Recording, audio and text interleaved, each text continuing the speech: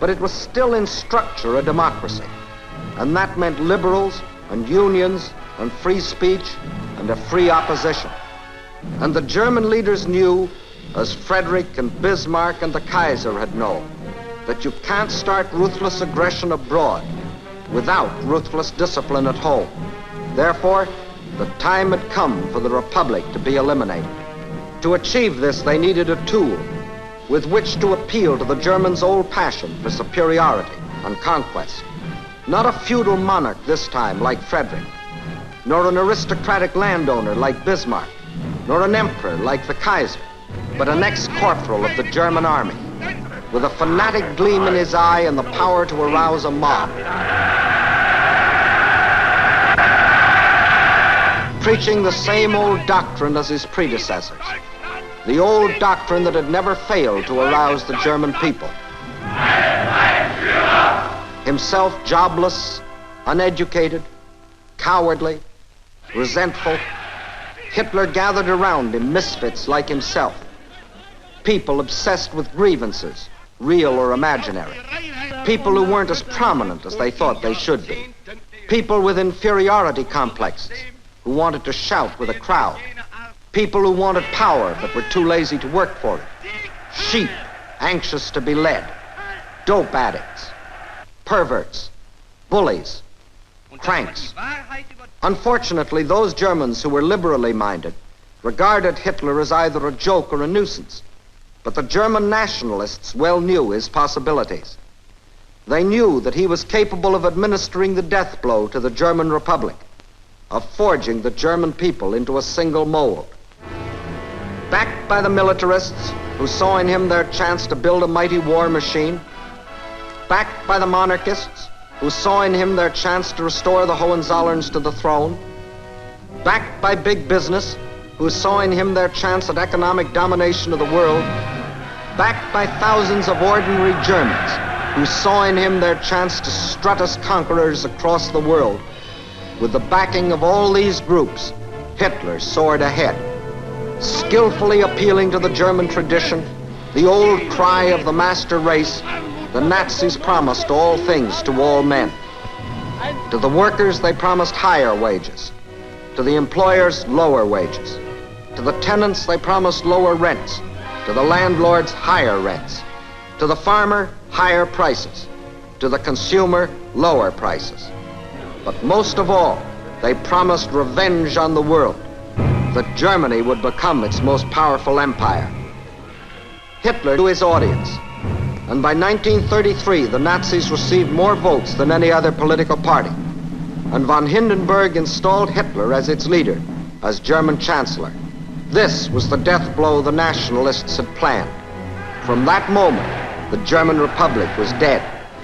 4 weeks later, the Nazis set fire to the Reichstag and screamed that the crime had been committed by the communists. Using this as an excuse, Hitler declared a state of emergency and assumed dictatorial powers. From this, it was only a step to the abolition of all political parties. In the new Reichstag, there was only one party, Hitler's party. In the new Reichstag, there was no debate. The deputies were stooges who applauded, got paid, went home.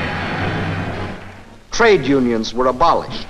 Instead, the German Labor Front, to discipline the workers and teach them what to think. Music, literature, all outlawed or destroyed, unless it supported what the German leaders were trying to sell. Scientists, physicians, their professions were banned to them unless they supported the Nazi ideology. Bismarck had added the industrialist as the fourth pillar of the warlike state. Hitler added a fifth, the professional gangsters, armed thugs to enforce his decrees. And as the German officer had been the ideal of the Kaiser's Germany, the stormtrooper became the idol of Hitler's. Persecution was on the march.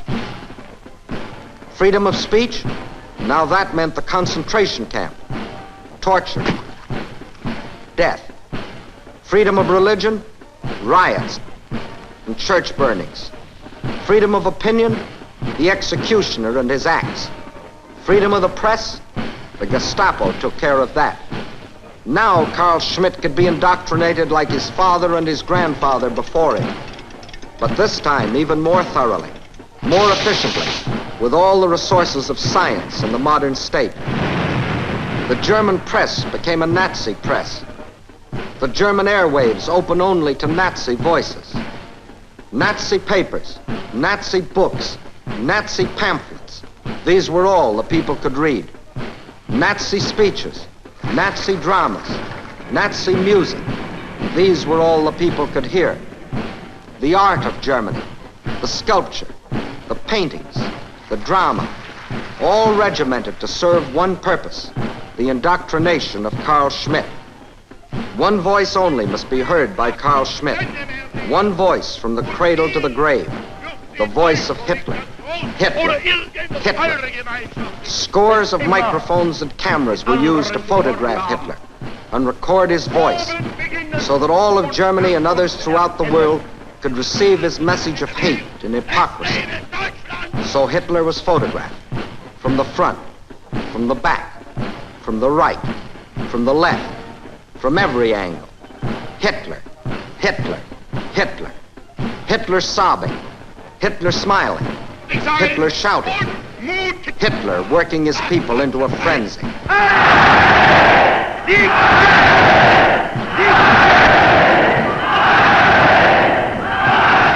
In my schools, a youth will grow up before which the world will shrink back.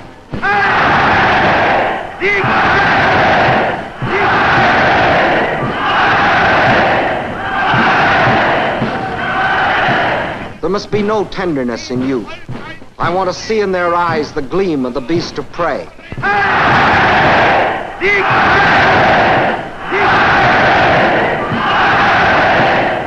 Brutality is respected. I shall spread terror.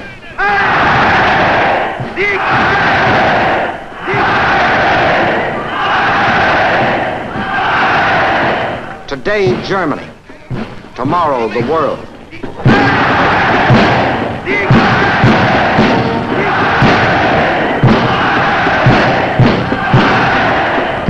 That's how Carl Schmitt got his soul. That's how the general staff, the big industrialists, the state officials, the landowners, the gangster chieftains, put their plans into effect and prepared Carl Schmitt for his generation's attempt to smash the world into submission. That's how Carl Schmitt was trained for conquest, just as his father was trained by the leaders of his generation, and his father before him.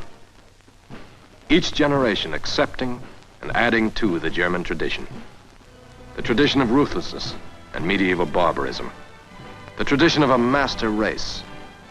The tradition of German superiority. The false picture of the world inside German heads. These are some of the explanations for the murdered Poles in Lublin.